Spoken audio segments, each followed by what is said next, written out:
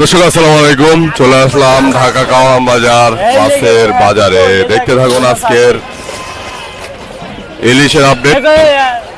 আপনারা যারা ইলিশ খেতে চান সরাসরি চলে আসতে হবে ঢাকা কাওয়ান বাজারে।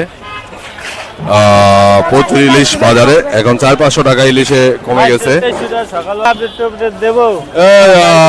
রফিকের কাছে চলে আসলাম ঢাকা কাওয়ান বাজার। বড় বড় রফিক মাছের ইলিশের আপডেট জানতে। চাঁদপুরের অরিজিনাল ইলিশগুলো রফিকের কাছে পাওয়া যায়, আপনারা চিনেন। রফিক, কেজিতে কত কমছে ইলিশের দাম? কেজিতে 500-600 কমছে। 500-600 কমছে। তো যারা এতদিন আশা ছিল যে দাম কমলে খাবে, তাদের উদ্দেশ্যে কি বলবা?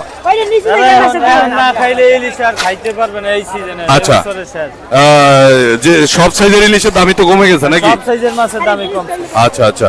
তো যারা এখনো তোমার আশা আছে যে আরো কমবো, তাদের উদ্দেশ্যে কি বলবা? কমবে আর মনে করেন 15-20 দিন আছে, এরপরে অভিযান। 15-20 দিন পরে অভিযান শুরু হয়ে যাবে নাকি?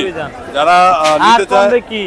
3200 টাকার মাছ এখন 2500 টাকা কেজি। ভাই 500 বেশি 2800। আচ্ছা। আজকে বেশি 2200 টাকা কেজি। আচ্ছা। মাছের চেহারা দেন, এই একটা মাছ কম থাকে। তার মানে 400-500 টাকা কমে গেছে নাকি? 400-500 টাকা কম। আচ্ছা।